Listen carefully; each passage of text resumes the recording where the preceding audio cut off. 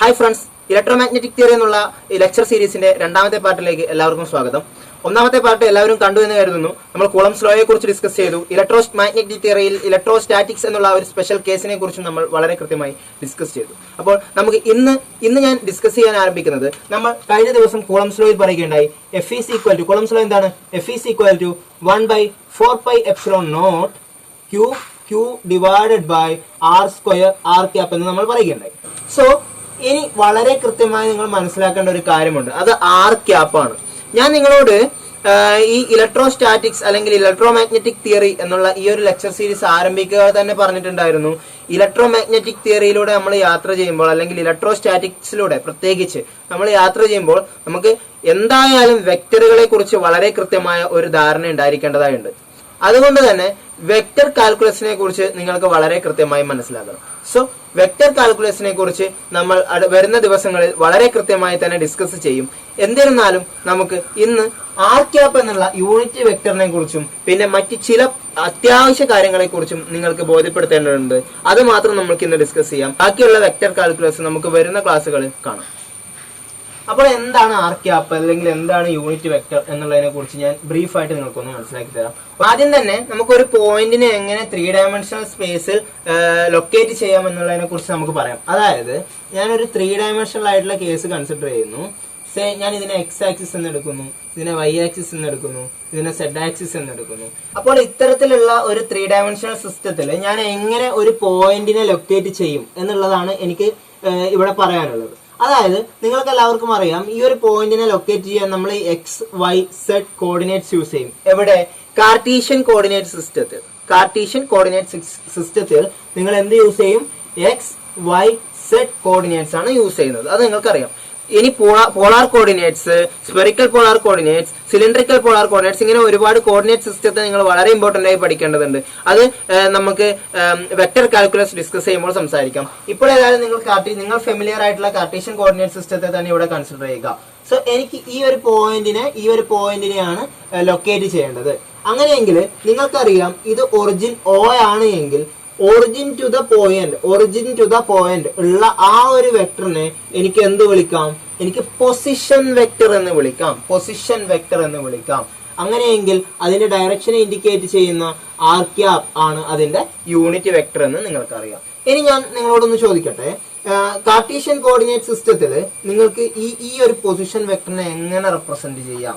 അതായത് നിങ്ങൾക്കറിയാം, ഇതിന് ഞാൻ ഈ ഒരു പോയിന്റിന്റെ ലൊക്കേഷനെ ഞാൻ ഐഡന്റിഫൈ ചെയ്യുകയാണ് എങ്കിൽ എനിക്ക് അതിൽ നിന്ന് എന്ത് വളരെ കൃത്യമായി കിട്ടും? ഇവിടെ X distance, Y distance, Z distance ഒക്കെ കണ്ടുപിടിക്കാൻ നമ്മളെ കൊണ്ട് സാധിക്കും. സോ അങ്ങനെയെങ്കിൽ പൊസിഷൻ വെക്ടർ ആർ വെക്ടർ എന്നുള്ളതിനെ നമുക്ക് എങ്ങനെ എഴുതാം? അറ്റ് എ ഡിസ്റ്റൻസ് എക്സ്, അതായത് ഞാൻ എക്സ് ആക്സിസിലുള്ള കാര്യമാണ് പറയുന്നത്, X on A direction of X cap, അല്ലെ? അതായത് ഇതിപ്പോ ഒരു നമ്പർ ആണെന്ന് വിചാരിക്കുക, ജസ്റ്റ് സേ 1. സോ ഒരു ഡിസ്റ്റൻസ് ആണ്, ഒരു യൂണിറ്റ് ഡിസ്റ്റൻസ് ആണ് ഉള്ളത് എങ്കിൽ അതിന്റെ ഡയറക്ഷൻ എന്ത് ഡയറക്ഷൻ ആയിരിക്കും? എക്സ് ക്യാപ്പ് ഡയറക്ഷനിലായിരിക്കും. അതുപോലെ തന്നെ Y cap plus Z cap. അതായത് ഇവിടെ എന്താണ് ഉദ്ദേശിക്കുന്നത്? യൂണിറ്റ് വെക്ടർ എന്ന് പറയുന്നത് ശരിക്കും എന്താണ്? ആ ഓരോ ആക്സിസിലുമുള്ള ആ ഒരു ലൊക്കേഷന്റെ ഡയറക്ഷനെ സൂചിപ്പിക്കുന്ന ഒരു ടേം ആണ് ആർ ക്യാപ്പ് എന്ന് പറയുന്നത്. വളരെ കൃത്യമായി മനസ്സിലായി എന്ന് കരുതുന്നു. ഇനി നമുക്ക് എന്താണ് വേണ്ടത്? മാഗ്നിറ്റ്യൂഡ് ഓഫ് വെക്ടർ ആർ എന്താണ്? നിങ്ങൾക്ക് എല്ലാവർക്കും അറിയാം, മാഗ്നിറ്റ്യൂഡ് ഓഫ് വെക്ടർ ആർ എന്ന് പറയുന്നത് X square plus Y square plus Z square ആണ് എന്ത്? മാഗ്നിറ്റ്യൂഡ് ഓഫ് ആർ വെക്ടർ എന്ന് പറയുന്നത്. അങ്ങനെയെങ്കിൽ നിങ്ങൾക്ക് എല്ലാവർക്കും വളരെ കൃത്യമായി അറിയുമെന്ന് ഞാൻ കരുതുന്നു, എന്താണ് ഒരു യൂണിറ്റ് വെക്ടർ? ഒരു യൂണിറ്റ് വെക്ടർ എന്ന് പറഞ്ഞു കഴിഞ്ഞാല് vector R divided by magnitude of modulus of vector R ആണ്. അങ്ങനെയെങ്കിൽ എനിക്ക് ഇവിടെ എന്ത് എഴുതാം? X cap plus Y cap plus Z cap divided by root of X square plus Y square plus z². ഇത് കാർട്ടീഷ്യൻ കോർഡിനേറ്റ് സിസ്റ്റത്തിലുള്ള കേസാണ്. ഇത് നിങ്ങൾക്ക് ജസ്റ്റ് ഒരു ബ്രീഫ് ഐഡിയ ഉണ്ടാവാൻ വേണ്ടി എന്താണ് യൂണിറ്റ് വെക്ടർ. യൂണിറ്റ് വെക്ടർ എന്ന് പറഞ്ഞു കഴിഞ്ഞാൽ vector divided by magnitude of that vector. ഇത് പറഞ്ഞത് കാർട്ടീഷ്യൻ കോർഡിനേറ്റ് സിസ്റ്റത്തിന്റെ കേസിലാണെങ്കിൽ നമുക്ക് ബാക്കിയുള്ള കോർഡിനേറ്റ് സിസ്റ്റത്തിന്റെ കേസുകളിലും ഇത് വളരെ കൃത്യമായി ലഭിക്കും. അപ്പോൾ ഇത് ജസ്റ്റ് ഒന്ന് മനസ്സിലാക്കി വെക്കുക. എന്താണ് പൊസിഷൻ വെക്ടർ, എന്താണ് position vector, origin to that point. അതുപോലെ തന്നെ എന്താണ് യൂണിറ്റ് വെക്ടർ എന്നുള്ള കാര്യം ജസ്റ്റ് മനസ്സിലാക്കി വെക്കുക. പൊസിഷൻ വെക്ടറിനെ കുറിച്ചും യൂണിറ്റ് വെക്ടറിനെ കുറിച്ചൊക്കെ നിങ്ങൾക്ക് ചെറിയൊരു ഐഡിയ ലഭിച്ചു എന്ന് കരുതുന്നു. കൂടുതൽ ഐഡിയകൾ വരുന്ന ക്ലാസ്സുകളിൽ നിങ്ങൾക്ക് വളരെ കൃത്യമായി ഞാൻ എക്സ്പ്ലെയിൻ ചെയ്തു തരുന്നതാണ്. ഇനി അതുപോലെ തന്നെ വളരെ ഇമ്പോർട്ടന്റ് ആയിട്ട് ഞാൻ കഴിഞ്ഞ ദിവസങ്ങളിൽ നിങ്ങളോട് പറഞ്ഞിരുന്ന ഒരു കാര്യത്തിന്റെ ചെറിയൊരു ക്ലാരിഫിക്കേഷൻ കൂടി നിങ്ങൾക്ക് തരികയാണ്. അതായത് ഞാൻ കഴിഞ്ഞ ലെക്ചറിന്റെ അവസാന ഭാഗത്ത് നിങ്ങളോട് സംസാരിച്ചിരുന്നു. ആർ പ്രൈം എന്ന് പറയുന്നത്, വെക്ടർ ആർ പ്രൈം എന്ന് പറയുന്നത് സോഴ്സ് ചാർജിന്റെ പൊസിഷനെ കാണിക്കുന്ന ഒരു ടേം ആണ് എങ്കിൽ, അല്ലെങ്കിൽ ഒരു വെക്ടർ ഫോം ആണ് എങ്കിൽ, അതുപോലെ ആർ എന്ന് പറയുന്നത് ടെസ്റ്റ് ചാർജിന്റെ പൊസിഷനെ സൂചിപ്പിക്കുന്ന, ലൊക്കേഷനെ സൂചിപ്പിക്കുന്ന ഒരു ടേം ആണ് എങ്കിൽ നമുക്ക് എന്ത് എഴുതാം? നമുക്ക് capital R equal to R minus R prime എന്ന് എഴുതാമെന്ന് ഞാൻ നിങ്ങളോട് കഴിഞ്ഞ ക്ലാസ്സുകളിൽ എക്സ്പ്ലെയിൻ ചെയ്തിട്ടുണ്ടായിരുന്നു. പക്ഷെ നമ്മൾ ഡേവിഡ് ജെ ഗ്രിഫിത്തിന്റെ ടെക്സ്റ്റ് ബുക്കിന് ഓറിയന്റഡ് ആയിട്ടാണ് പോകുന്നത് എന്നുള്ളത് കൊണ്ട് തന്നെ നമുക്ക് ഇവിടെ ഈ ഒരു നൊട്ടേഷനിൽ ഞാൻ ചെറിയൊരു മാറ്റം വരുത്തുകയാണ്.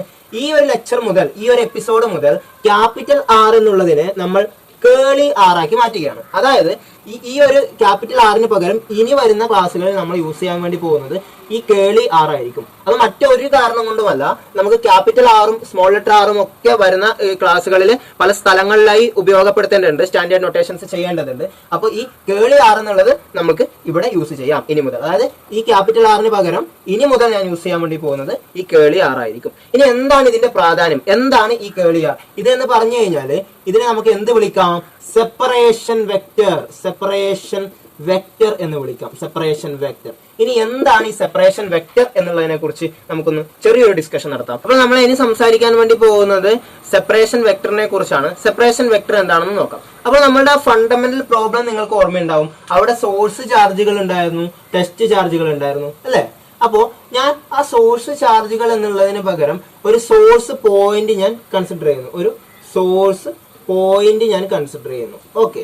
ആൻഡ് ടെസ്റ്റ് ചാർജ് അതിന് പകരം ഞാൻ എന്ത് ചെയ്യുന്നു? ഒരു ഫീൽഡ് പോയിന്റ് കൺസിഡർ ചെയ്യുന്നു. ഒരു ഫീൽഡ് പോയിന്റ് കൺസിഡർ ചെയ്യുന്നു. അപ്പോ ഈ രണ്ട് പോയിന്റുകളെയും ഞാൻ ഒരു പെർട്ടിക്കുലർ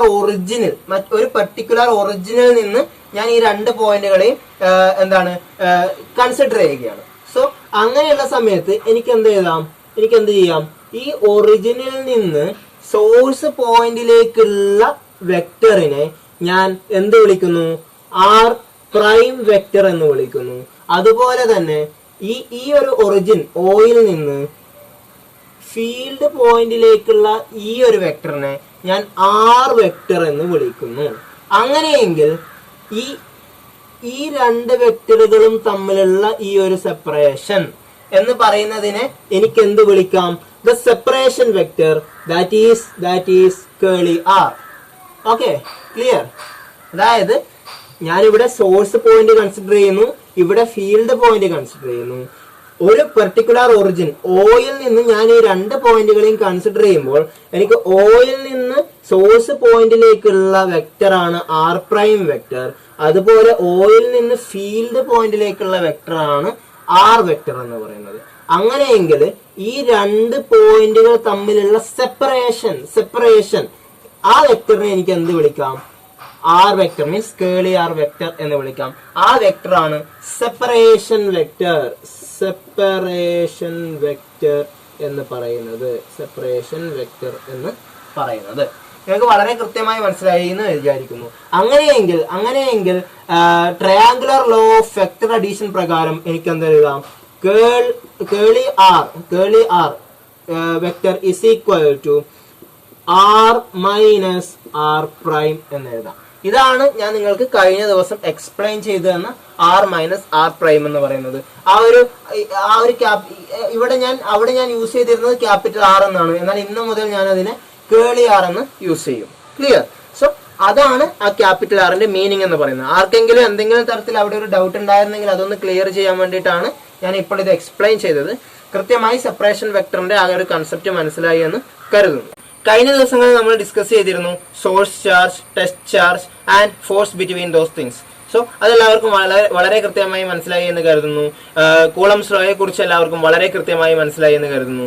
ഇന്ന് നമ്മൾ തുടർന്നുള്ള കാര്യങ്ങളിലേക്ക് കടക്കുകയാണ്. അപ്പോൾ നമ്മൾ കഴിഞ്ഞ ദിവസത്തെ പറഞ്ഞു നിർത്തിയെടുത്ത് നമുക്ക് തുടങ്ങാം. നമ്മൾ പറഞ്ഞിരുന്നു കൂളംസ് ലോ എന്ന് പറഞ്ഞു കഴിഞ്ഞാൽ 1/4πε0 Q/r² and r² r cap എന്നാണ് കൂളംസ് ലോ എന്ന് പറയുന്നത്. സോ നമുക്ക് നമ്മളുടെ ആ ഒരു ഫിഗർ നമുക്ക് ഇവിടെ ഒന്നുകൂടി റെപ്രസെന്റ് ചെയ്യാം. അതായത് Q1, Q2, Q3 up to QI ചാർജുകൾ ഇവിടെ ഉണ്ട്, സോഴ്സ് ചാർജുകൾ ഇവിടെ ഉണ്ട്. ഇവിടെ ഒരു ടെസ്റ്റ് ചാർജ് ഞാൻ ഇൻട്രൊഡ്യൂസ് ചെയ്യുന്നുണ്ട്. അപ്പോൾ ഈ സോഴ്സ് ചാർജുകൾ ഈ ടെസ്റ്റ് ചാർജിൽ ഉണ്ടാക്കുന്ന ഫോഴ്സ് എത്ര എന്നുള്ളതാണ് നമ്മൾ കണ്ടുപിടിച്ചത്. ഇത് എനി ടു ചാർജസ് തമ്മിലുള്ള ഫോഴ്സ് എന്ന് പറയുന്നത് നമ്മൾ കൂളംസ് ലോ എഴുതി. ക്ലിയർ? അപ്പോൾ നമ്മൾ സൂപ്പർ പൊസിഷൻ പ്രിൻസിപ്പിൾ പറഞ്ഞപ്പോൾ നമുക്കറിയാമായിരുന്നു ടോട്ടൽ ഫോഴ്സ് എന്ന് പറയുന്നത് എന്താണ്? Force due to first source charge, force due to second source charge, force due to third plus etcetera. That means individual സിസ്റ്റങ്ങളുടെ ഫോഴ്സുകളുടെ വെക്ടർ സമ്മാണ് ടോട്ടൽ ഫോഴ്സ് എന്ന് പറയുന്നതെന്ന് നമുക്ക് വളരെ കൃത്യമായി മനസ്സിലായി. സോ നമുക്ക് അങ്ങനെയെങ്കിൽ F1 എന്ന് പറയുന്നതും F2 എന്ന് പറയുന്നതും ഒക്കെ എന്താണെന്ന് ഈ ഒരു ഇക്വേഷൻ വഴി കണ്ടുപിടിച്ച് എഴുതിക്കൂടെ? ദാറ്റ് മീൻസ് എന്താണ് F1? F1 എന്ന് പറയുന്നത് 1/4πε0. F1 എന്ന് പറയുന്നത് ഫസ്റ്റ് സോഴ്സ് ചാർജ് മൂലം ഈ ടെസ്റ്റ് ചാർജിൽ ഉണ്ടാവുന്ന ഫോഴ്സ് അല്ലേ? ഫസ്റ്റ് സോഴ്സ് ചാർജ് മൂലം ഈ ടെസ്റ്റ് ചാർജിൽ ഉണ്ടാവുന്നത്. That means the force exerted by Q1 on capital letter Q. Correct അല്ലേ? അങ്ങനെയാണെങ്കിൽ ഇവിടെ എനിക്ക് എന്ത് എഴുതാം?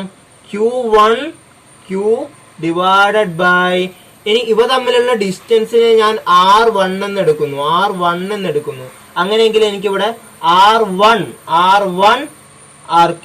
സ്ക്വയർ R1 ക്യാപ് എന്ന് എഴുതാം. സിമിലർലി ഞാൻ രണ്ടാമത്തെ ഫോഴ്സ് ഡ്യൂ ടു Q2 മൂലമുള്ള ഫോഴ്സിനെ ഇവ തമ്മിലുള്ള ഡിസ്റ്റൻസിനെ ഞാൻ R2 എന്ന് എടുക്കുന്നു. അങ്ങനെയെങ്കിൽ എനിക്ക് 1/4πε0 Q2 Q divided by R2 square R2 cap എന്ന് എഴുതാമല്ലോ. സിമിലർലി എനിക്ക് F3 കണ്ടുപിടിക്കാം. F3 എന്ത് കിട്ടും? 1/4πε0 Q3 capital Q divided by R3 square R3 cap എന്ന് കിട്ടും. എല്ലാവർക്കും വളരെ കൃത്യമായി മനസ്സിലായി എന്ന് ഞാൻ കരുതുന്നു. അങ്ങനെയെങ്കിൽ എനിക്ക് ഈ ഇക്വേഷൻ 1-ൽ, ദാറ്റ് മീൻസ് ടോട്ടൽ ഫോഴ്സിനുള്ള ഇക്വേഷനിൽ ഈ സെപ്പറേറ്റ് സിസ്റ്റത്തിന്റെ ഫോഴ്സുകൾ ആഡ് ചെയ്യാമല്ലോ. സോ അങ്ങനെയെങ്കിൽ എനിക്ക് ഇവിടെ എന്ത് ലഭിക്കും? F is equal to 1/4πε0 ഓരോന്നായി എടുക്കുക. F1 എന്ന് പറയുന്നത് എന്താണ്? Q1 Q divided by R1 square R1 cap plus 1/4πε0 Q2 Q divided by R2 square R2 cap plus etcetera. Similarly plus 1/4πε0 Q3 Q divide by R3 square R3 cap എന്ന് വളരെ കൃത്യമായി നിങ്ങൾക്ക് മനസ്സിലായിട്ടുണ്ടാകും. Okay. So എനിക്കിനി അടുത്തൊരു സ്റ്റെപ്പില് എന്ത് ചെയ്യാമെന്ന് വിചാരിച്ചാല്, ഇവിടെ എല്ലാ ടേമിലും 1/4πε0 കോമൺ ആയിട്ടുണ്ടല്ലോ. സോ ഞാൻ 1/4πε0 ഔട്ട്സൈഡ് പുറത്തേക്ക് എടുക്കുന്നു. Similarly Q1 Q by R1 square R1 cap, Q2 Q by R2 square R2 cap, similarly Q3 Q by R3 square R3 cap. So അവിടെയൊക്കെ ടെസ്റ്റ് ചാർജ് എന്ന് പറയുന്നത് ക്യാപിറ്റൽ ലെറ്റർ Q എന്ന് പറയുന്നത് same ആണല്ലോ. So ഞാൻ ആ capital letter Qവിനെയും ഈ ഒരു ടേമിന്റെ പുറത്തേക്ക് എടുത്തു കഴിഞ്ഞാൽ എനിക്ക് ബാക്കി എന്ത് എഴുതാം? Q1 by R1 square R1 cap plus Q2 by R2 square R2 cap plus Q3 by R3 square R3 cap plus etcetera. So നിങ്ങൾക്ക് അതിൽ നിന്ന് എന്ത് കണ്ടുപിടിക്കാം? ഇതിൽ നിന്ന് നിങ്ങൾക്ക് എന്ത് മനസ്സിലായി? ഈ ഒരു ടേം മുഴുവനായി എന്തിനെ ഡിപ്പെൻഡ് ചെയ്യുന്നു? സോഴ്സ് ചാർജുകളെ ഡിപ്പെൻഡ് ചെയ്യുന്നു. ടെസ്റ്റ് ചാർജ് മറ്റൊരു ടേമായി ഞാൻ എഴുതി. ഈ ഒരു ടേം മുഴുവനും സോഴ്സ് ചാർജിനെ ഡിപ്പെൻഡ് ചെയ്യുന്നു. അങ്ങനെയെങ്കിൽ ഞാൻ ഈ ഇക്വേഷനെ മാറ്റി QE എന്ന് എഴുതുന്നു. QE F is equal to QE so സ്വാഭാവികമായി നിങ്ങൾക്ക് ഒരു സംശയം ഉണ്ടാകും, ഈ എവിടെ നിന്ന് വന്നു? ഈ എന്ന് പറയുന്നത് സോഴ്സ്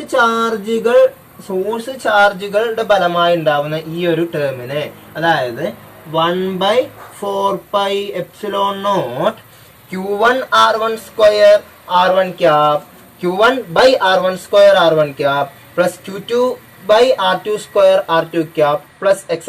ഇതിനെ കോമൺ ആയിട്ട് summation over I equal to 1 to n Qi divided by Ri square Ri cap എന്ന് എഴുതാലോ. ക്ലിയർ? അതായത് എന്താണ്? 1/4πε0 summation over I equal to 1 to n Qi divided by Ri square Ri cap. That means ഇപ്പൊ ഞാൻ I equal to 1 എന്ന് substitute ചെയ്യുകയാണെങ്കിൽ നമുക്ക് ഈ ഒരു ടേം കിട്ടും അല്ലെ, Q1 by R1 square R1 cap plus I equal to 2 എന്നാണെങ്കിൽ ഈ ഒരു ടേം കിട്ടും. സോ അതാണ് ഞാൻ ഇവിടെ സമ്മേഷൻ എന്നുള്ള വഴി ഉദ്ദേശിച്ചത്. നിങ്ങൾക്ക് ക്ലിയർ ആയി എന്ന് മനസ്സിലാവും. സോ ഈ ഒരു ടേമിനെ, that term completely indicating the source charges, that means source ചാർജുകളുടെ ഫലമായി ഉണ്ടാകുന്ന എന്തോ ഒരു ടേം ആണ് ഇ എന്ന് പറയുന്നത്. സോ എനിക്ക് മറ്റൊരു രീതിയിൽ ഞാൻ പറയുകയാണെങ്കിൽ എനിക്ക് ഇതേ ഇക്വേഷനിൽ നിന്ന് എന്ത് എഴുതാം? E equal to F by Q. That means എന്താണ്? ഇ എന്ന് പറയുന്നത് ഫോഴ്സ് പെർ ചാർജ് എന്ന് എഴുതാമല്ലോ, ഫോഴ്സ് പെർ യൂണിറ്റ് ചാർജ് എന്ന് എഴുതാമല്ലോ. സോ ഞാനത് വളരെ കൃത്യമായിട്ട് നിങ്ങൾക്ക് ഇതിന്റെ മീനിങ് എന്താണെന്ന് എക്സ്പ്ലെയിൻ ചെയ്തു തരാം. സോ നിങ്ങൾ ഇപ്പോൾ മനസ്സിലാക്കുക, ഇ എന്ന് പറയുന്ന ഈ ഒരു ടേമിനെ നമ്മൾ എന്ത് വിളിക്കും? ഇലക്ട്രിക് ഫീൽഡ് എന്ന് വിളിക്കാം.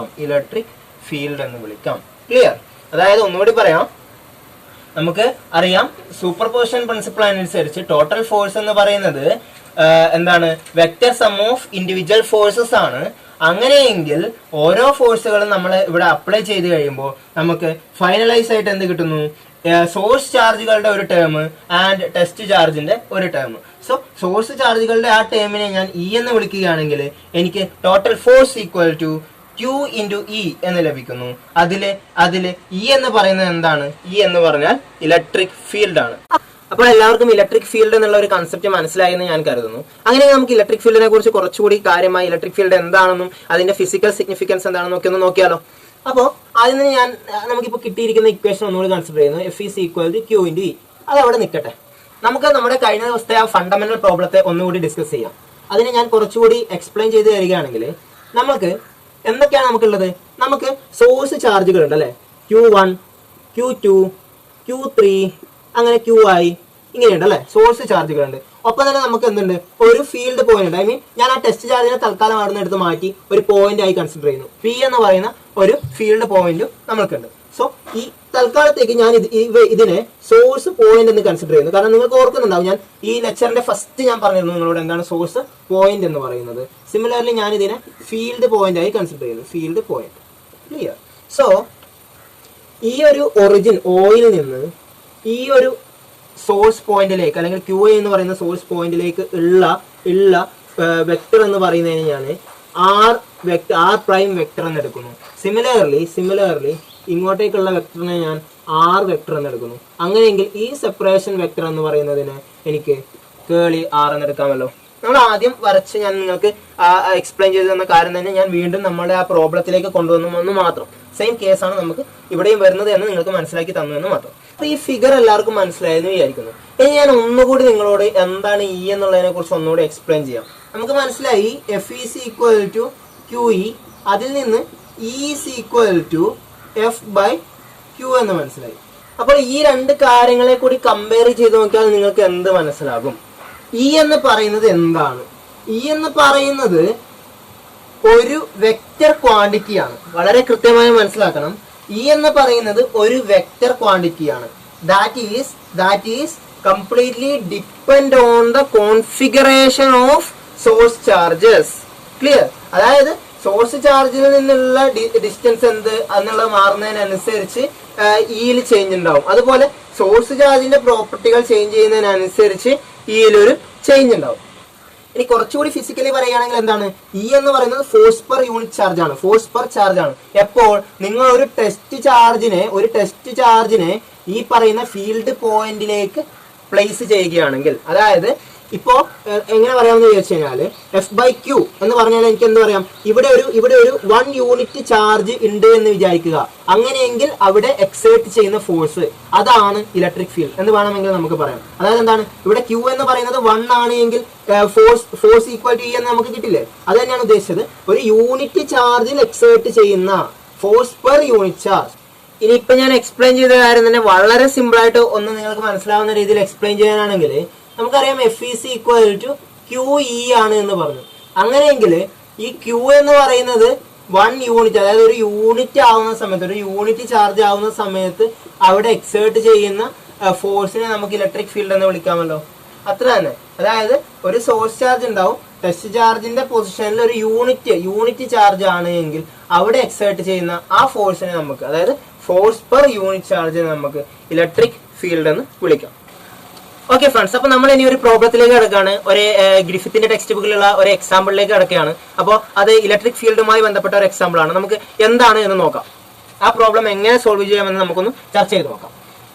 ചോദ്യം ഇതാണ്, find the electric field A distance set above the midpoint between two equal charges a distance d apart. Okay, അതായത് ഒന്നുകൂടി വിശദമായിട്ട് പറയുകയാണെങ്കിൽ രണ്ട് ചാർജുകളുണ്ട് Q ആൻഡ് Q, രണ്ട് ഈക്വൽ ചാർജുകളുണ്ട് Q ആൻഡ് Q. ഇവ D എന്നുള്ള ഒരു ഡിസ്റ്റൻസ് കൊണ്ട് സെപ്പറേറ്റ് ചെയ്തിരിക്കുന്നു. രണ്ട് equal charges Q and Q are separated by a distance of D. ഇത് ടോട്ടൽ D ആണ്. ഓക്കെ, അങ്ങനെയെങ്കിൽ അടുത്ത സെറ്റ് നോക്കൂ. എന്താണ് നമുക്ക് കണ്ടുപിടിക്കേണ്ടത്? നമുക്ക് കണ്ടുപിടിക്കേണ്ടത് ഈ ഒരു പോയിന്റിലുള്ള ഇലക്ട്രിക് ഫീൽഡ് ആണ്. ഈ ഒരു പോയിന്റ് P എന്ന് പറയുന്ന ഈ ഒരു പോയിന്റിലുള്ള ഇലക്ട്രിക് ഫീൽഡ് ആണ് നമുക്ക് കണ്ടുപിടിക്കേണ്ടത്. ഇനി ഈ ഒരു പോയിന്റിന്റെ പ്രത്യേകത എന്താണ്? ഈ പോയിന്റ് എന്ന് പറയുന്നത് ഈ രണ്ട് ചാർജുകൾ തമ്മിലുള്ള ഡിസ്റ്റൻസ് ഡിയുടെ മിഡ് പോയിന്റിലാണ്. മിഡ് പോയിന്റിൽ നിന്ന് Z ഡിസ്റ്റൻസ് അപ്പാർട്ടാണ്. ദാറ്റ് മീൻസ് ഈ മിഡ് പോയിന്റിൽ നിന്ന് Z ഡിസ്റ്റൻസ് അകലെയുള്ള പിയിലുള്ള ഇലക്ട്രിക് ഫീൽഡ് രണ്ട് ചാർജുകൾ, ഈക്വൽ ചാർജുകൾ പ്ലേസ് ചെയ്തിരിക്കുന്നു. ഇനി ഇവിടെ വളരെ കൃത്യമായി നമ്മൾ ശ്രദ്ധിക്കേണ്ട ഒരു കാര്യം, ഈ ഒരു D എന്ന് പറയുന്ന ഡിസ്റ്റൻസിന്റെ മിഡ് പോയിന്റിൽ നിന്നാണ് Z എന്ന് പറയുമ്പോൾ ഈ രണ്ട് ഡിസ്റ്റൻസുകൾ എത്രയായിരിക്കും? ഈ രണ്ട് ഡിസ്റ്റൻസുകൾ എന്ന് പറയുന്നത് ഡിയുടെ മിഡ് പോയിന്റിൽ എന്ന് പറയുമ്പോൾ D/2 ആൻഡ് D/2 ആയിരിക്കുമല്ലോ. ക്ലിയർ? മനസ്സിലായെന്ന് കരുതുന്നു. കാരണം ഡിയുടെ മിഡ് പോയിന്റിലാണ് ഉള്ളത്. ക്ലിയർ? ഇനി നമ്മൾ കണ്ടുപിടിക്കേണ്ടത്, ഇങ്ങനെയാണ് എങ്കിൽ ഇവിടെ ഉണ്ടാകുന്ന ഈ P എന്ന് പറയുന്ന പോയിന്റിലുള്ള ഇലക്ട്രിക് ഫീൽഡ് എത്ര എന്നുള്ളതാണ് നമ്മളോടുള്ള ചോദ്യം. ഈ ഒരു ചോദ്യത്തിന്റെ ഉത്തരത്തിലേക്ക് കടക്കുന്നതിന് മുമ്പ് ഞാൻ നിങ്ങൾക്ക് അറിയുന്ന ഒരു കാര്യത്തെ ഞാൻ ഒന്ന് ഓർമ്മിപ്പിക്കുകയാണ്. അതായത് അത് റീസോൾവിങ്ങിനെ കുറിച്ചാണ്. അതായത് നമുക്കറിയാം എന്താണ് റീസോൾവിങ് ഓഫ് എ വെക്ടർ എന്ന് പറയുന്നത്. ജസ്റ്റ് ലൈക്ക് ഇങ്ങനെ ഒരു വെക്ടർ ഉണ്ട് എങ്കിൽ അതിനെ എനിക്ക് എങ്ങനെ റീസോൾവ് ചെയ്യാം? ഇതെല്ലാവർക്കും അറിയുന്ന കാര്യമാണ്. ഇത് തീറ്റയാണ് എങ്കിൽ ഇത് തീറ്റയാണ്. അങ്ങനെയെങ്കിൽ ഇത് എന്ന് പറയുന്നത് എന്താണ്? ഇത് ഞാനൊരു റൈറ്റ് ആംഗിൾ ട്രയാംഗിൾ ആയിട്ട് കൺസിഡർ ചെയ്യുകയാണെങ്കിൽ ഇവിടെ എന്താണ് ഇതിന്റെ സൈൻ തീറ്റ എന്ന് പറയുന്നത് എന്താണ്? സൈൻ തീറ്റ എന്ന് പറയുന്നത് opposite side divide by hypotenuse ആയിരിക്കും. അങ്ങനെയാണെങ്കിൽ ഞാൻ ഇതിനെ റീസോൾവ് ചെയ്യുമ്പോൾ എനിക്ക് ഈ ഒരു ടേമിനെ കോസ് തീറ്റ ടേമും ഹൈപ്പോട്ടനസ് കോസ് തീറ്റ ടേമും അതുപോലെ തന്നെ ഈ ഒരു ടേമിന് എനിക്ക് എന്ത് കിട്ടും? ഇത് ഡയറക്ട്ലി ഞാൻ ഇങ്ങനെ എടുത്ത് ഇങ്ങോട്ടേക്ക് കൊണ്ടുവരികയാണെങ്കിൽ ഈ ഒരു ടേമിന് എനിക്ക് എന്ത് കിട്ടും? എനിക്ക് ആ ടേമിന് സൈൻ തീറ്റ ടേം എന്നും കിട്ടും. ദാറ്റ് മീൻസ് ഇതിന് സൈൻ തീറ്റ ടേം എന്നും കിട്ടും. ശരിയല്ലേ? അപ്പോൾ ആ ഒരു കാര്യം മനസ്സിൽ ഓർത്ത് വെക്കുക. ഇനി നമ്മൾ ചെയ്യാൻ വേണ്ടി പോകുന്നത് ഈ ഒരു കാര്യം മനസ്സിലെപ്പോഴും ഓർത്ത് വെക്കുക. ഈ ഒരു കാര്യം വെച്ചിട്ടായിരിക്കും നമ്മൾ ഈ ഒരു പ്രോബ്ലം സോൾവ് ചെയ്യാൻ വേണ്ടിയിട്ട് പോകുന്നത്. ഓക്കെ, അപ്പൊ ഇത് എങ്ങനെ, ഈ ചോദ്യത്തിനുള്ള ഉത്തരം നമ്മൾ എങ്ങനെ കണ്ടെത്താം എന്നുള്ളതിനെ കുറിച്ച് ഞാൻ നിങ്ങൾക്ക് പറഞ്ഞുതരാം. സോ നമുക്ക് ഇതേ ഫിഗർ ഒന്ന് മാറ്റി വരക്കാം. അതിൽ നിന്ന് നമുക്ക് ചില കാര്യങ്ങൾ കണ്ടെത്തേണ്ടതായി ഉണ്ട്. ഓക്കെ, സോ രണ്ട് ചാർജ് ഉണ്ട് Q. അവ തമ്മിലുള്ള ഡിസ്റ്റൻസ് ഉണ്ട്. അവ തമ്മിലുള്ള ഡിസ്റ്റൻസ് എന്ന് പറയുന്നത് D ആണ്. എന്നാൽ അതിന്റെ മിഡ് പോയിന്റിൽ D/2 എന്ന് പറയുന്ന സ്ഥലത്ത് നിന്നാണ് Z ഡിസ്റ്റൻസ് മുകളിലായിട്ട് ഒരു പോയിന്റ് P ഉള്ളത്. ആ പോയിന്റ് Pയിലുള്ള ഇലക്ട്രിക് ഫീൽഡ് എത്ര എന്നാണ് എനിക്ക് കണ്ടുപിടിക്കേണ്ടത്. അപ്പോൾ അത് എങ്ങനെ ചെയ്യാമെന്നാണ് നമുക്ക് നോക്കേണ്ടത്. Okay, clear? അപ്പോൾ ഇതിനു വേണ്ടി എനിക്കെന്ത് ചെയ്യാൻ വേണ്ടി സാധിക്കും? ഓക്കെ, ആദ്യം തന്നെ ഈ ഒരു ക്യൂവിൽ നിന്ന് ഈ ഒരു P എന്ന് പറയുന്ന സ്ഥലത്തേക്കുള്ള ഡിസ്റ്റൻസ് എന്ന് പറയുന്നത് എത്രയാണ്, അതുപോലെ ഈ ഒരു ക്യൂവിൽ നിന്നും ഉള്ള ഡിസ്റ്റൻസ് എത്രയാണ്, രണ്ടും സെയിം ആയിരിക്കും അല്ലേ. എനിവേ ഇത് സെഡ് ആണ് എന്ന് നമുക്കറിയാം, ഇത് സെഡ് ആണ് എന്ന് നമുക്കറിയാം, ഇത് സെഡ് ആണ് എന്ന് നമുക്കറിയാം. സോ അങ്ങനെയെങ്കിൽ പറയൂ നമുക്ക് ഈ ഒരു ഡിസ്റ്റൻസ് എന്ന് പറയുന്നത് എത്രയായിരിക്കും ബൈ പൈത്തഗോറസ് തിയറം. ഇതൊരു റൈറ്റ് ആംഗിൾ ട്രയാംഗിൾ ആണ്. സോ അതുകൊണ്ട് തന്നെ ഈ ഒരു ഡിസ്റ്റൻസ് എന്ന് പറയുന്നത് നമുക്ക് എന്ത് കിട്ടും, d/2 square plus Z square, d/2 whole square plus Z square root of ആയിരിക്കും ഈ ഒരു ഡിസ്റ്റൻസ് എന്ന് പറയുന്നത്. സിമിലർലി ഈ ഒരു ഡിസ്റ്റൻസ് എന്ന് പറയുന്നതും root of d/2 whole square plus Z square തന്നെയായിരിക്കില്ലേ. അണ്ടർസ്റ്റാൻഡ്. സോ ഈ ഒരു ആംഗിളിനെ ഞാൻ തീറ്റ എന്ന് എടുക്കുന്നു. സോ ഇത് രണ്ടും സെയിം ആംഗിൾ ആയിരിക്കും, കാരണം അത് മിഡ് പോയിന്റിലാണ് ക്രോസ് ചെയ്യുന്നത്. ക്ലിയർ. സോ അങ്ങനെയാണെങ്കിൽ ഈ ഒരു ചാർജ് മൂലം ഉണ്ടാകുന്ന ഇലക്ട്രിക് ഫീൽഡിനെ E1 എന്നും ഈ ഒരു ചാർജ് മൂലം ഉണ്ടാകുന്ന ഇലക്ട്രിക് ഫീൽഡിനെ E2 എന്നും കൺസിഡർ ചെയ്യുന്നത് നോക്കാം. ഓക്കെ, അങ്ങനെയാണെങ്കിൽ E1 എന്ന് പറയുന്നത് ഇങ്ങനെയും E2 എന്ന് പറയുന്നത് ഇങ്ങനെയും ആയിരിക്കല്ലേ. എന്തുകൊണ്ടാണ്? ഞാൻ നിങ്ങളോട് കഴിഞ്ഞ ദിവസം വളരെ കൃത്യമായി എക്സ്പ്ലെയിൻ ചെയ്തിരുന്നു. ഫോഴ്സിന്റെ ആയാലും ഡയറക്ഷൻ എങ്ങോട്ടാണ്, ഡയറക്ഷൻ എന്ന് പറയുന്നത് ലൈൻ ജോയിനിങ് ദ പോയിന്റ്സ് ആണ് എന്ന് ഞാൻ along the line joining the points ആണ് എന്ന് ഞാൻ നിങ്ങളോട് പറയുന്നു. സോ അതുകൊണ്ട് തന്നെ E1 എന്ന് പറയുന്നത് ഇങ്ങോട്ടും E2 എന്ന് പറയുന്നത് ഇങ്ങോട്ടും ആയിരിക്കും. സോ നമുക്ക് എന്തെടുക്കാം, ജസ്റ്റ് സോ നിങ്ങൾക്ക് അതിൽ നിന്ന് എന്ത് കണ്ടുപിടിക്കാൻ വേണ്ടി പറ്റും, ഇവിടെ സെയിം ചാർജസ് ആണ്, സെയിം ഡിസ്റ്റൻസ് ആണ്, ശരിയല്ലേ. സെയിം ചാർജസ് ആണ്, സെയിം ഡിസ്റ്റൻസ് ആണ്. ഓക്കെ, അപ്പോൾ E1 എന്ന് പറയുന്നതും E2 എന്ന് പറയുന്നതും സെയിം ആയിരിക്കുമല്ലോ. E1 ഈക്വൽ ടു E2 ആയിരിക്കും. സോ ഞാൻ എന്ത് ചെയ്യുന്നു, ഇവിടെയും E1 എന്ന് കൊടുക്കുന്നു, ഇവിടെയും ജസ്റ്റ് E1 എന്ന് കൊടുക്കുന്നു. ഇനി ഞാൻ എന്താണ് ചെയ്യേണ്ടത്, ഇനി ഞാൻ ചെയ്യേണ്ടത് റിസോൾവിങ് ആണ്. റിസോൾവിങ് എങ്ങനെ ഈ ഒരു വെക്ടറിനെ റിസോൾവ് ചെയ്യാം, നമുക്ക് നേരത്തെ നോക്കിയത് ഓർമ്മയുണ്ടെന്ന് ഞാൻ എല്ലാവർക്കും ഓർമ്മയുണ്ട് എന്ന് കരുതുന്നു. ഇങ്ങനെ എനിക്ക് ഈ വെക്ടറിനെ റിസോൾവ് ചെയ്യാം അല്ലെ, ഇങ്ങനെ എനിക്ക് ഈ ഒരു വെക്ടറിനെ റിസോൾവ് ചെയ്യാം. അങ്ങനെയെങ്കിൽ ഇത് ആംഗിൾ തീറ്റയാണ് എങ്കിൽ സ്വാഭാവികമായും ഓപ്പോസിറ്റ് ആംഗിൾ ആയിട്ടുള്ള ഈ ആംഗിളും തീറ്റയാണ്, ഇതും തീറ്റയാണ്, ശരിയല്ലേ. അങ്ങനെയെങ്കിൽ ഈ ഒരു ആംഗിൾ തീറ്റയല്ലേ, ഈ ഒരു ആംഗിളും തീറ്റയാണ്, ഈ ഒരു ആംഗിളും തീറ്റയാണ്. അണ്ടർസ്റ്റാൻഡ്. എല്ലാവർക്കും കൃത്യമായി മനസ്സിലായെന്ന് വിചാരിക്കുന്നു. ഈ ഒരു ആംഗിളിന്റെ ഓപ്പോസിറ്റ് ആംഗിൾ ആണിത്, ഈ ഒരു ആംഗിളിന്റെ ഓപ്പോസിറ്റ് ആംഗിൾ ആണിത്. ആൻഡ് ഈ രണ്ട് ആംഗിളും സെയിം ആയിരിക്കും എന്ന് നിങ്ങൾക്ക് അറിയാം. ഐ മീൻ ഈ ആംഗിൾ തന്നെയായിരിക്കും ഈ ആംഗിൾ, ഈ ആംഗിൾ തന്നെയായിരിക്കും ഈ ആംഗിൾ എന്ന് നിങ്ങൾക്ക് വളരെ കൃത്യമായി അറിയാം. ഓക്കെ, ഇനി അങ്ങനെയെങ്കിൽ എന്തായിരിക്കും ഈ ഒരു കമ്പോണൻസ്, നമുക്ക് ഈ ഒരു കമ്പോണൻസിന് എന്താണെന്ന് നോക്കാം. ഈ ഒരു ആംഗിളിന്റെ ഓപ്പോസിറ്റ് ഉള്ള, അതായത് ഞാൻ ഇതിനെ നേരെ എടുത്ത് ഇങ്ങനെ വെക്കുകയാണെങ്കിൽ ഈ ഒരു ആംഗിളിന്റെ ഓപ്പോസിറ്റ് സൈൻ ആയിരിക്കും, മീൻസ് ഓപ്പോസിറ്റ് സൈഡ് ആയിരിക്കുമല്ലോ ഇത് എന്ന് പറയുന്നത്. അപ്പോൾ എനിക്ക് ഇവിടെ ഈ ഒരു കമ്പോണന്റിനെ എനിക്ക് റിസോൾവ് ചെയ്ത് E1 സൈൻ തീറ്റ എന്ന് എഴുതാമല്ലോ. മനസ്സിലായി എന്ന് കരുതുന്നു. സിമിലർലി ഈ ഒരു കമ്പോണന്റിന്, ഈ ഒരു വെർട്ടിക്കൽ കമ്പോണന്റ് എന്ന് പറയുന്നത് അഡ്ജസന്റ് സൈഡുമായി റിലേറ്റ് ചെയ്തതാണ്. സോ എനിക്കതിനെ E1 കോസ് തീറ്റ എന്ന് എഴുതാം.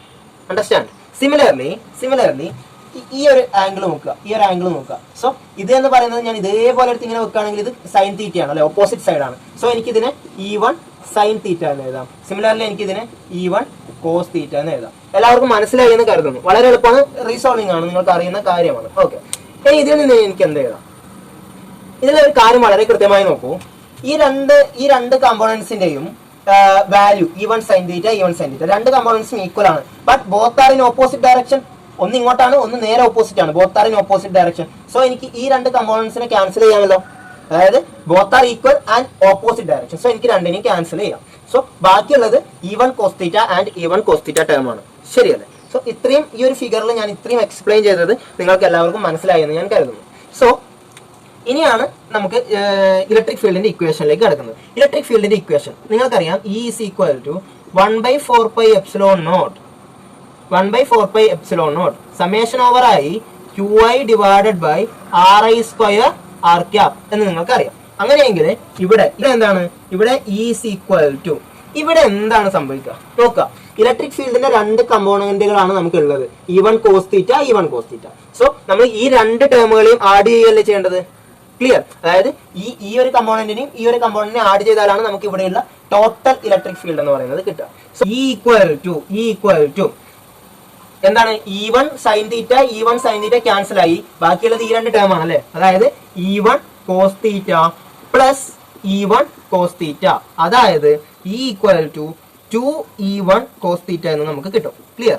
ഇനി എന്താണ് E1 എന്ന് പറയുന്നത്, ജസ്റ്റ് നോക്കുക. എന്താണ് E1 എന്ന് പറയുന്നത്, 1/4πε0 Q ഡിവൈഡഡ് ബൈ എന്താണ് ഇവിടെ R എന്ന് പറയുന്നത് d/2 സ്ക്വയർ പ്ലസ് സെഡ് സ്ക്വയറിന്റെ റൂട്ട് ആണ്. സോ അതിനെ ഞാൻ സ്ക്വയർ ചെയ്യണം അല്ലെ ഇവിടെ. അപ്പൊ സ്ക്വയർ ചെയ്യുമ്പോൾ എനിക്ക് എന്ത് കിട്ടും, d/2 whole square plus Z square എന്ന് കിട്ടും. ക്ലിയർ. ആൻഡ് ഇതൊരു വെക്ടർ ക്വാണ്ടിറ്റി ആണ് എന്നുള്ളത് കൊണ്ട് തന്നെ ഞാൻ അതിന്റെ ഡയറക്ഷൻ കൊടുക്കുന്നു, സെഡ് ക്യാപ്പ് എന്ന് കൊടുക്കുന്നു. ക്ലിയർ. ഇനി എനിക്ക് എന്താണ് വേണ്ടത്, ഇനി ഈ E1 നമുക്ക് ഇവിടെ കിട്ടിയല്ലോ, E1 എനിക്ക് ഇതിലേക്ക് സബ്സ്റ്റിറ്റ്യൂട്ട് ചെയ്യാം. So E equal to 2 into 1 by 4 pi epsilon naught. ഈ വൺ എന്താ? ഓക്കെ, ഈ വൺ ഞാൻ സബ്സ്റ്റിറ്റ്യൂട്ട് ചെയ്യുന്നു.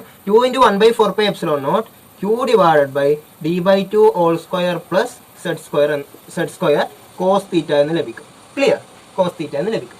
അങ്ങനെയെങ്കിൽ എനിക്ക് ഇതില് കോസ് തീറ്റ എന്താണെന്ന് നമുക്ക് നോക്കാം. ഇതാണ് തീറ്റ എങ്കിൽ എന്താണ് cos theta? Adjacent side divide by hypotenuse. അങ്ങനെയെങ്കിൽ എനിക്ക് cos theta equal to adjacent side എന്താണ്? സെഡ് ഡിവൈഡ് ബൈ ഹൈപ്പോട്ടനസ് എന്താണ്? Root of D by 2 whole square plus Z square എന്ന് എഴുതിക്കൂടെ? അങ്ങനെയെങ്കിൽ ആ കോസ് തീറ്റ ഞാൻ ഇവിടെ സബ്സ്റ്റിറ്റ്യൂട്ട് ചെയ്താൽ എനിക്ക് എന്ത് ലഭിക്കും? 1 by 4 pi epsilon naught 2 q z divided by d by 2 whole square plus z square into root of d by 2 whole square plus z square. അതായത് എന്താണ്? d by 2 whole square plus z square all raised to 3 by 2 set. ഇതാണ് ഈ ഒരു ചോദ്യത്തിന്റെ ഉത്തരം എന്ന് പറയുന്നത്. അതായത് ഇതിൽ നിന്ന് നിങ്ങൾക്ക് എങ്ങനെയാണ് ലഭിച്ചതെന്നുള്ളത് കൃത്യമായി മനസ്സിലായെന്ന് ഞാൻ വിചാരിക്കുന്നു. അതായത് ഇവിടെ വന്ന് 3/2 എങ്ങനെ വന്നു എന്ന് മനസ്സിലായെന്ന് വിചാരിക്കുന്നു. d by 2 whole square plus z square into root of d by 2 whole square plus z square. അതായത് 1 plus 1/2 എന്നുള്ളത്. അതായത് റൂട്ട് എന്ന് പറഞ്ഞാൽ പവർ 1/2 ആണ്. സോ അങ്ങനെ divide by d by 2 whole square plus z square 3/2 into set cap ഉണ്ട്. Okay, set cap എന്നാണ് direction. ഇതാണ് ഈ ഒരു ചോദ്യത്തിന്റെ ഉത്തരം എന്ന് പറയുന്നത്. വളരെ കൃത്യമായി ഈ ഒരു എക്സാമ്പിൾ മനസ്സിലായി എന്ന് ഞാൻ കരുതുന്നു. സോ വളരെ കൃത്യമായിട്ട് ഒന്ന് നോക്കി മനസ്സിലാക്കുക. വന്ന വഴികളെല്ലാം മനസ്സിലായി എന്ന് കരുതുന്നു. എന്തെങ്കിലും സംശയം ഉണ്ടെങ്കിൽ നിങ്ങൾക്ക് കമന്റ് ചെയ്യാം, വാട്സപ്പിൽ കോൺടാക്ട് ചെയ്യാം. പക്ഷേ വളരെ കൃത്യമായിട്ട് ഇത് മനസ്സിലാക്കാൻ വേണ്ടി ശ്രമിക്കുക. ഓരോ വഴികളും വളരെ കൃത്യമായിട്ട് മനസ്സിലാക്കാൻ വേണ്ടി ശ്രമിക്കുക. ഇത് മനസ്സിലാക്കിയതിന് ശേഷം മാത്രം നോട്ടിലേക്ക് എഴുതി ഒറ്റയ്ക്ക് തന്നെ ഉത്തരങ്ങൾ കണ്ടുപിടിക്കാൻ വേണ്ടി ശ്രമിക്കുക. ഓക്കെ, അപ്പോൾ എല്ലാവർക്കും ഇലക്ട്രിക് ഫീൽഡിനെ കുറിച്ചും ഇലക്ട്രിക് ഫീൽഡ് വെച്ചുള്ള ആ ഒരു എക്സാമ്പിളിനെ കുറിച്ചൊക്കെ വളരെ കൃത്യമായി മനസ്സിലായി എന്ന് ഞാൻ കരുതുന്നു. ഇനി ഇന്നത്തെ ലെക്ചറിൽ നമുക്ക് ഒരു കാര്യം കൂടി കവർ ചെയ്യാനുണ്ട്. അതെന്താണെന്ന് വളരെ കൃത്യമായി നമുക്കൊന്ന് ചർച്ച ചെയ്ത് നോക്കാം. ഓക്കെ, അപ്പോൾ ഈ ഒരു ഫണ്ടമെന്റൽ പ്രോബ്ലത്തെ കുറിച്ച് ഞാൻ ചർച്ച ചെയ്തപ്പോൾ നിങ്ങളോട് ഞാൻ പറഞ്ഞിരുന്ന സോഴ്സ് ചാർജുകൾ എന്ന് പറയുന്നത് എല്ലാവർക്കും ഓർമ്മയുണ്ടെന്ന് കരുതുന്നു. Q1, Q2, Q3 etcetera up to QI എന്ന് ഞാൻ പറഞ്ഞിരുന്നു. എന്നാൽ ഈ ചാർജുകളുടെ പ്രത്യേകത എന്താണ്? ഈ ചാർജുകൾ ഡിസ്ക്രീറ്റ് ചാർജുകളാണല്ലേ. അതായത് ഓരോന്നും അങ്ങനെയുള്ള ഡിസ്ക്രീറ്റ് ചാർജുകളുടെ ഒരു കേസാണ് ഞാൻ ഇവിടെ നിങ്ങളോട് ഡിസ്കസ് ചെയ്ത സോഴ്സ് ചാർജ്. ഇനി നേരെ മറിച്ച് ഈ സോഴ്സ് ചാർജുകൾ ഒരു കണ്ടിന്യൂസ് ചാർജ് ഡിസ്ട്രിബ്യൂഷനിലേക്ക് മാറുകയാണെങ്കിലോ? മനസ്സിലായില്ല അല്ലെ? ഞാൻ കുറച്ചുകൂടി വ്യക്തമായിട്ട് നിങ്ങൾക്ക് എക്സ്പ്ലെയിൻ ചെയ്ത് തരികയാണെങ്കിൽ ഈ ഒരു ചാർജുകളെ ഞാൻ ഈ ഒരു നൂലിലേക്ക് ഞാൻ കണ്ടിന്യൂസ് ആയിട്ട് അറേഞ്ച് ചെയ്യുകയാണെന്ന് വിചാരിക്കാം. ഈ ഒരു നൂലിലേക്ക് ഞാൻ ഈ ചാർജുകളെ കണ്ടിന്യൂസ് ആയിട്ട് അറേഞ്ച് ചെയ്യുകയാണ് എന്ന് വിചാരിക്കുക. ഇങ്ങനെയുള്ള ഒരു സിസ്റ്റത്തെ നമ്മൾ എങ്ങനെയാണ് സാധാരണ കാൽക്കുലേറ്റ് ചെയ്യുക? ഫോർ എക്സാമ്പിൾ, ഞാൻ നിങ്ങളോട് ഇപ്പോൾ ആദ്യം പറഞ്ഞിരുന്നു എന്താണ് ഇലക്ട്രിക് ഫീൽഡ് എന്ന് പറയുന്നത്. ഇലക്ട്രിക് ഫീൽഡ് എന്ന് പറയുന്നത് 1/4 pi epsilon naught summation over ആയി QI divided by RI square R cap ആണ്, അല്ലെങ്കിൽ RI ക്യാപ്പ് ആണ് അല്ലെ. ഇങ്ങനെയാണ് നിങ്ങളോട് പറഞ്ഞിരുന്നു. എന്നാൽ ഈ സമ്മേഷൻ എന്നുള്ളത് നമുക്ക് എപ്പോഴും ഡിസ്ക്രീറ്റ് ചാർജുകളുടെ കാര്യത്തിൽ മാത്രമേ പറയാൻ പറ്റൂ, ശരിയല്ലേ? നേരെ മറിച്ച് ഇങ്ങനെ ഒരു നൂലിൽ ഞാൻ ഈ ചാർജുകളെ കണ്ടിന്യൂസ് ആയിട്ട് അറേഞ്ച് ചെയ്യുന്നുണ്ട് എങ്കിൽ ഇതിനെ എനിക്ക് എന്ത് വിളിക്കാം? ലീനിയർ ചാർജ് ഡിസ്ട്രിബ്യൂഷൻ എന്ന് വിളിക്കാം. അപ്പൊ ഇങ്ങനെയുള്ള ഒരു കേസിൽ എനിക്ക് സമ്മേഷൻ എന്നുള്ള ഒരു കാര്യം യൂസ് ചെയ്യാൻ വേണ്ടി പറ്റുമോ? ഇല്ല. കാരണം ഇങ്ങനെയുള്ള ഒരു കേസ് നമുക്കറിയാം, നമ്മൾ കണ്ടിന്യൂസ് കേസിൽ എപ്പോഴും എന്താണ് ചെയ്യുക? സമ്മേഷൻ എന്നുള്ളതല്ല ചെയ്യുക, പകരം ഇന്റഗ്രേഷൻ ആണ് നമ്മൾ ചെയ്യുക. സോ ഇങ്ങനെയുള്ള ലീനിയർ ചാർജ് ഡിസ്ട്രിബ്യൂഷൻ അല്ലെങ്കിൽ കണ്ടിന്യൂസ് ചാർജ് ഡിസ്ട്രിബ്യൂഷന്റെ കേസിൽ വരുമ്പോൾ നമ്മൾ സമ്മേഷൻ എന്നുള്ളതിന് പകരം ഇന്റഗ്രേഷൻ എന്നുള്ള ഒരു കാര്യത്തിലേക്ക് കാര്യങ്ങൾ എത്തണം. അങ്ങനെ വരുമ്പോൾ നമുക്കറിയാം, ഇങ്ങനെ ഒരു നൂലിന്റെ കേസിൽ അല്ലെങ്കിൽ ഒരു കണ്ടിന്യൂസ് ഡിസ്ട്രിബ്യൂഷന്റെ കേസിൽ നമ്മൾ സാധാരണ ചെയ്യുക എന്താണ്? ഈ ഒരു ഡിസ്ട്രിബ്യൂഷനിലുള്ള ഒരു ചെറിയ പാർട്ട്, ഒരു DQ അല്ലെങ്കിൽ DL എന്ന് പറയുന്ന പാർട്ടിലുള്ള പ്രോപ്പർട്ടി നോക്കുകയും അതിനെ ഇന്റഗ്രേറ്റ് ചെയ്യുകയാണ് ചെയ്യുക, ശരിയല്ലേ? ഇനി ഇതേപോലെ ഞാൻ നിങ്ങളോട് മറ്റൊരു കാര്യം എക്സ്പ്ലെയിൻ ചെയ്യാം. ഞാനൊരു 2 ഡയമെൻഷണൽ ആയിട്ടുള്ള ഒരു സ്പേസിലേക്ക്, ഒരു ഷീറ്റിലേക്ക് ഞാൻ വരികയാണ്. ഇതൊരു 2 ഡയമെൻഷണൽ ആയിട്ടുള്ള ഷീറ്റ് ആണ് അല്ലെ. ഇനി എന്റെ അറേഞ്ച്മെന്റ്സ്, ഞാൻ ഈ ചാർജുകളെ, ഈ Q1, Q2, Q3 എന്നുള്ള ഈ ചാർജുകളെ ഞാൻ ഈ ഒരു 2 ഡയമെൻഷണൽ ഷീറ്റിലേക്ക് അറേഞ്ച് ചെയ്യുകയാണെന്ന് വിചാരിക്കാം. ഈ ഒരു 2 ഡയമെൻഷണൽ ഷീറ്റിലേക്ക് ഞാൻ ഇവയെ അറേഞ്ച് ചെയ്യുമ്പോൾ എന്താ ഉണ്ടാവുക? ഞാൻ നേരത്തെ പറഞ്ഞ സെയിം കാര്യം തന്നെയല്ലേ. അതായത് ഈ ഒരു 2 ഡയമെൻഷണൽ സ്പേസിൽ നമ്മൾ അവിടെ ഞാൻ നേരത്തെ പറഞ്ഞ നൂലിന്റെ കേസിൽ ഞാൻ ഒരു ലീനിയർ ആയിട്ടുള്ള അറേഞ്ച്മെന്റ് ആയിരുന്നെങ്കിൽ, ഒരു ലൈനിലുള്ള ഒരു അറേഞ്ച്മെന്റ് ആയിരുന്നെങ്കിൽ, ഈ ഒരു 2 ഡയമെൻഷണൽ സിസ്റ്റത്തിൽ ഞാൻ എവിടെയാണ് അറേഞ്ച് ചെയ്യുന്നത്? ഈ ഒരു 2 ഡയമെൻഷണൽ സിസ്റ്റത്തിൽ ഞാൻ ഏരിയയിലാണ് അല്ലെങ്കിൽ സർഫേസിലാണ് അറേഞ്ച് ചെയ്യുന്നത്. സോ എനിക്ക് ഈ ഒരു ഡിസ്ട്രിബ്യൂഷൻ എന്ത് വിളിക്കാം? സർഫേസ് ചാർജ് ഡിസ്ട്രിബ്യൂഷൻ എന്ന് വിളിക്കാം. അതായത് ഞാനിപ്പോൾ നിങ്ങളോട് പറഞ്ഞുകൊണ്ടിരിക്കുന്നത് നമ്മൾ ആദ്യം നോക്കിയ കേസ് എന്ന് പറയുന്നത് ഡിസ്ക്രീറ്റ് ചാർജിന്റെ കേസായിരുന്നു. എന്നാൽ അവിടെയാണ് ഈ സമ്മേഷൻ എന്നുള്ളത് വരിക. ഞാനത് കണ്ടിന്യൂസ് ചാർജിലേക്ക് മാറ്റുന്നു. അതായത് ഞാൻ അതിനൊരു ലൈനിൽ വെച്ചു, ഇപ്പൊ ഞാൻ അതിനെ ഒരു സർഫേസിൽ വെച്ചു. ഇങ്ങനെയുള്ള കേസിൽ കണ്ടിന്യൂസ് ആണ്. അപ്പൊ ഈ ഒരു ഏരിയ അല്ലെങ്കിൽ ഈ ഒരു സർഫേസിന്റെ ചെറിയൊരു പാർട്ടിനെ ഞാൻ സെലക്ട് ചെയ്യുകയും ആ ഒരു പാർട്ടിനെ, അതായത് കണ്ടിന്യൂസ് എന്ന് പറയുമ്പോൾ നമ്മൾ ഇന്റഗ്രേറ്റ് ചെയ്യുകയുമാണ് ചെയ്യേണ്ടത് എന്ന് നിങ്ങൾക്കറിയാം. അങ്ങനെയെങ്കിൽ ഈ വൺ ഡയമെൻഷണൽ കേസ് അല്ലെങ്കിൽ ലീനിയർ കേസിനെ എനിക്ക് ലീനിയർ ചാർജ് ഡിസ്ട്രിബ്യൂഷൻ എന്ന് വിളിക്കാം. അതുപോലെ ഈ ഒരു ടു ഡയമെൻഷണൽ കേസിനെ, സർഫേസിലുള്ള ഏരിയയിലുള്ള ഈ ഒരു കേസിനെ എനിക്ക് സർഫേസ് ചാർജ് ഡിസ്ട്രിബ്യൂഷൻ എന്ന് വിളിക്കാം. ക്ലിയർ? അപ്പൊ നമുക്ക് ഇനി അടുത്ത കേസ് എന്താണെന്ന് ഒന്ന് ഡിസ്കസ് ചെയ്ത് നോക്കാം. എന്റെ കയ്യിലൊരു ബോൾ ഉണ്ട് അല്ലെ, എന്റെ കയ്യിലൊരു ബോൾ ഉണ്ട്. ഇതെന്താണ്? ഒരു 3 ഡയമെൻഷണൽ സിസ്റ്റമാണ്. 3 ഡയമെൻഷണൽ സിസ്റ്റമാണ്. ഈ ഒരു 3 ഡയമെൻഷണൽ സിസ്റ്റത്തിലെ കേസിലും എങ്ങനെയാണ് എനിക്ക് കണ്ടിന്യൂസ് ചാർജ്, ഞാനിപ്പോ ഈ കണ്ടിന്യൂസ് ചാർജിന് ഞാൻ ഈ ഒരു ചാർജുകളെ ഞാൻ ഇവിടെ ഒരു കണ്ടിന്യൂസ് ചാർജ് ആയിട്ട് ഈ ഒരു 3 ഡയമെൻഷനിൽ ഞാൻ അറേഞ്ച് ചെയ്യുകയാണെന്ന് വിചാരിക്കാം. അങ്ങനെയുള്ള ഒരു സിസ്റ്റത്തിന്റെ കേസിൽ ഞാൻ എന്ത് ചെയ്യണം? ഞാൻ 3 ഡയമെൻഷനിലായിട്ട് ഇവയെ ഇന്റഗ്രേറ്റ് ചെയ്യണം. അതായത് അതിനെ ഞാൻ വോളിയം ഇന്റഗ്രേറ്റ് ചെയ്യണം. വോളിയം ഇന്റഗ്രൽ എന്നുള്ള ടേമാണ് ഞാൻ അവിടെ യൂസ് ചെയ്യുന്നത്. ഞാൻ ഒന്നുകൂടി റിപ്പീറ്റ് ചെയ്യാം. അതായത് നമ്മളൊരു നൂലിൽ ഒരു ലീനിയർ ചാർജ് ഡിസ്ട്രിബ്യൂഷൻ ആണ് നമ്മൾ നടത്തുന്നതെങ്കിൽ നമ്മൾ അവയെ ലൈൻ ഇന്റഗ്രൽ ചെയ്യുക. അതുപോലെ നമ്മൾ ഒരു 2 ഡയമെൻഷണൽ സ്പേസിലാണ് അറേഞ്ച് ചെയ്യുന്നതെങ്കിൽ അവയെ സർഫേസ് ഇന്റഗ്രൽ ചെയ്യുക. അതുപോലെ ഞാൻ ഈ ഒരു 3 ഡയമെൻഷനിൽ അറേഞ്ച് ചെയ്യുമ്പോൾ അതിനെ ഞാൻ വോളിയം ഇന്റഗ്രൽ ആണ് ചെയ്യേണ്ടത്. അതിനെ ഞാൻ വോളിയം ചാർജ് ഡിസ്ട്രിബ്യൂഷൻ എന്ന് വിളിക്കും. വളരെ കൃത്യമായി കണ്ടിന്യൂസ് ചാർജ് ഡിസ്ട്രിബ്യൂഷനിലെ 3 കൺസെപ്റ്റുകൾ നിങ്ങൾക്ക് മനസ്സിലായി എന്ന് വിചാരിക്കുന്നു. Linear charge distribution, surface charge distribution and volume charge distribution. അപ്പോൾ നിങ്ങൾക്ക് 3 കേസുകളും വളരെ കൃത്യമായി മനസ്സിലായി എന്ന് വിചാരിക്കുന്നു. അപ്പോൾ നമുക്ക് ഇനി കണ്ടിന്യൂസ് ചാർജ് ഡിസ്ട്രിബ്യൂഷനിലേക്ക് കടക്കാം. കണ്ടിന്യൂസ് ചാർജ് കണ്ടിന്യൂസ് ചാർജ് ഡിസ്ട്രിബ്യൂഷനിലേക്ക് കടക്കാം. എന്താണ് കണ്ടിന്യൂസ് ചാർജ് ഡിസ്ട്രിബ്യൂഷൻ? ഇവിടെ ഞാൻ പറഞ്ഞു കാര്യങ്ങളുടെ ഡിസ്ക്രീറ്റ് ചാർജ് ആയിരുന്നു. ഇനി ഞാനത് കണ്ടിന്യൂസിലേക്ക് വരുമ്പോൾ അവിടെ ഒന്നാമത്തെ കേസാണ് ലീനിയർ ചാർജ് ഡിസ്ട്രിബ്യൂഷൻ. ഇനി ലീനിയർ ചാർജ് ഡിസ്ട്രിബ്യൂഷൻ നമുക്ക് വീണ്ടും ആ ഒരു നൂലിലേക്ക് തന്നെ തിരിച്ചു പോവാം.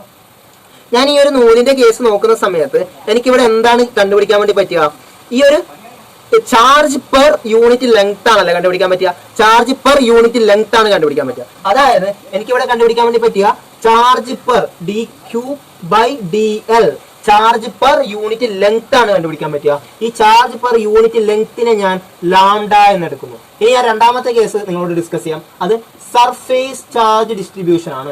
സർഫേസ് ചാർജ് ഡിസ്ട്രിബ്യൂഷൻ എന്ന് പറയുമ്പോൾ ഞാൻ ഇവിടെ എന്താണ്, ഒരു 2 ഡയമെൻഷണൽ ബോഡിയാണ് നോക്കുന്നത്. അതുകൊണ്ട് തന്നെ ഈ സർഫേസ് ചാർജ് ഡിസ്ട്രിബ്യൂഷന്റെ കേസിൽ ഞാൻ എന്താണ് എടുക്കേണ്ടത്? Charge per unit area, charge per unit ഏരിയയാണ് എടുക്കുന്നത്. dq/dA. ഞാൻ ഇതിനെ എന്ത് വിളിക്കുന്നു? ഞാൻ ഇതിനെ സിഗ്മ എന്ന് വിളിക്കുന്നു. ചാർജ് പെർ യൂണിറ്റ് ഏരിയയെ ഞാൻ സിഗ്മ എന്ന് വിളിക്കുന്നു. ഇനി നേരെ മറിച്ച് മൂന്നാമത്തെ കേസ് എന്താണ്? മൂന്നാമത്തെ കേസ് എന്ന് പറയുന്നത് വോളിയം ചാർജ് ഡിസ്ട്രിബ്യൂഷൻ ആണ്. വോളിയം ചാർജ് ഡിസ്ട്രിബ്യൂഷൻ എന്ന് പറയുമ്പോൾ ഞാൻ നിങ്ങളോട് പറഞ്ഞു കഴിഞ്ഞു, അവിടെ ഞാൻ എന്താണ് നോക്കേണ്ടത്? അവിടെ ഞാൻ നോക്കേണ്ടത് dq/dτ. dτ എന്ന് ഉദ്ദേശിക്കുന്നത് volume per unit volume, charge per unit volume. അതിനെ ഞാൻ റോ എന്ന് വിളിക്കുന്നു. Lambda, sigma and rho. Lambda means charge per unit length, sigma means charge per unit area, and rho means charge per unit volume. ഈ 3 കേസുകളും നിങ്ങൾക്ക് വളരെ കൃത്യമായി മനസ്സിലായി എന്ന് വിചാരിക്കുന്നു. അങ്ങനെയെങ്കിൽ എനിക്ക് ലീനിയർ ചാർജ് ഡിസ്ട്രിബ്യൂഷന്റെ കേസിൽ ആ യൂണിറ്റ് ചാർജ് എന്ന് പറയുന്നത്, അല്ലെങ്കിൽ എനിക്ക് ആ dq എന്ന് പറയുന്നതിന് എന്ത് എഴുതാം? ലാംഡ dl എന്ന് എഴുതാം. സിമിലർലി സർഫേസ് ചാർജിന്റെ കേസിൽ dq is equal to sigma dA എന്ന് എഴുതാം. സിമിലർലി എനിക്ക് വോളിയം ചാർജ് ഡിസ്ട്രിബ്യൂഷന്റെ കേസിൽ dq is equal to rho dτ എന്ന് എഴുതാം. ക്ലിയർ? സോ ഈ 3 എണ്ണമാണ് linear, surface and volume charge distribution, അതായത് കണ്ടിന്യൂസ് ചാർജ് ഡിസ്ട്രിബ്യൂഷൻ. സോ നമുക്ക് ഇവിടെ എന്ത് ചേഞ്ച് ആണ് വരിക എന്ന് നോക്കാം. അതായത് നിങ്ങൾ ഡിസ്ക്രീറ്റ് ചാർജ് ഡിസ്ട്രിബ്യൂഷന്റെ കാര്യം പറഞ്ഞപ്പോൾ, ഇവിടെ ഡിസ്ക്രീറ്റ് ചാർജ് ഡിസ്ട്രിബ്യൂഷന്റെ കാര്യം പറഞ്ഞപ്പോൾ നിങ്ങൾ എന്താണ് ചെയ്തിട്ടുണ്ടായിരുന്നത്? E എന്ന് പറയുന്നത് 1/4πε0 summation over i qi divided by ri square ri cap എന്നായിരുന്നു എങ്കിൽ, നമ്മൾ ഇവിടെ കണ്ടിന്യൂസ് ചാർജ് ഡിസ്ട്രിബ്യൂഷന്റെ കേസിലേക്ക് എത്തുമ്പോൾ നമ്മൾ ഇവിടെ എന്ത് മാറ്റമാണ് ഉണ്ടാവുക? ഇവിടെ എന്ത് മാറ്റമാണ് ഉണ്ടാവുക? E is equal to 1/4πε0 summation എന്നുള്ളത് എന്താകും? Integral 1/ri square r cap dq എന്നാകും. ക്ലിയർ? അതായത് dq എന്നാകും, ഇന്റഗ്രൽ ആകും, സമ്മേഷൻ മാറി ഇന്റഗ്രൽ ആകും. ഇതാണ് കണ്ടിന്യൂസ് ചാർജ് ഡിസ്ട്രിബ്യൂഷൻ. അപ്പോൾ ഞാൻ ഒന്നുകൂടി ശരിക്കും ക്ലിയർ ആയിട്ട് മനസ്സിലാക്കുക. Linear charge distribution, surface charge distribution and volume charge distribution, ഇങ്ങനെ 3 ടൈപ്പിൽ നമുക്ക് കണ്ടിന്യൂസ് ചാർജ് ഡിസ്ട്രിബ്യൂഷനെ എക്സ്പ്ലെയിൻ ചെയ്യാം. നമ്മൾ ഡിസ്ക്രീറ്റ് ചാർജ് ഡിസ്ട്രിബ്യൂഷനിൽ സമ്മേഷൻ ആയിരുന്നു ചെയ്തത് എങ്കിൽ അവിടെ കണ്ടിന്യൂസ് ചാർജ് ഡിസ്ട്രിബ്യൂഷനിൽ നമ്മൾ എന്താണ് ചെയ്യുക, നമ്മൾ അവിടെ ഇന്റഗ്രേഷൻ ചെയ്യും. ഒപ്പം തന്നെ അവിടെ ചാർജ് പെർ യൂണിറ്റ് ലെങ്ത് എന്നുള്ളത് ലാംഡയാണ്, ചാർജ് പെർ യൂണിറ്റ് ഏരിയ എന്നുള്ളത് സിഗ്മയാണ്, ചാർജ് പെർ യൂണിറ്റ് വോളിയം എന്നുള്ളത് റോയാണ്. അപ്പോൾ ഇന്ന് പറഞ്ഞ ഓരോ കാര്യങ്ങളും നിങ്ങൾക്ക് വളരെ കൃത്യമായി മനസ്സിലായി എന്ന് കരുതുന്നു. ഇലക്ട്രിക് ഫീൽഡ് എന്താണെന്നും പൊസിഷൻ വെക്ടർ എന്താണെന്നും യൂണിറ്റ് വെക്ടർ എന്താണെന്നും കണ്ടിന്യൂസ് ചാർജും ഡിസ്ക്രീറ്റ് ചാർജും തമ്മിലുള്ള ഡിഫറൻസ് എന്താണെന്നും 3 ടൈപ്പ് കണ്ടിന്യൂസ് ചാർജ് ഡിസ്ട്രിബ്യൂഷനിലെ 3 ടൈപ്സ് ഏതൊക്കെയാണെന്നും ഒക്കെ നിങ്ങൾക്ക് വളരെ കൃത്യമായി മനസ്സിലായി എന്ന് കരുതുന്നു. എന്തെങ്കിലും തരത്തിലുള്ള സംശയങ്ങൾ ഇന്നത്തെ ലെക്ചറിലോ കഴിഞ്ഞ ലെക്ചറിലോ ഉണ്ടെങ്കിൽ കമന്റ് ചെയ്യുക, അല്ലെങ്കിൽ വാട്സപ്പിൽ കോൺടാക്ട് ചെയ്യാൻ ശ്രമിക്കുക. ഞാൻ വളരെ കൃത്യമായി നിങ്ങൾക്ക് എന്നെ കൊണ്ടാവുന്ന വിധത്തിൽ ആ സംശയങ്ങളെല്ലാം ക്ലിയർ ചെയ്തു തരാൻ ശ്രമിക്കാം. അപ്പോൾ ഈ ഇലക്ട്രോ മാഗ്നറ്റിക് തിയറി എന്നുള്ള ഒരു ലെക്ചർ സീരീസിന്റെ കണ്ടിന്യൂഷനുമായി അടുത്ത ദിവസങ്ങളിൽ കാണാം.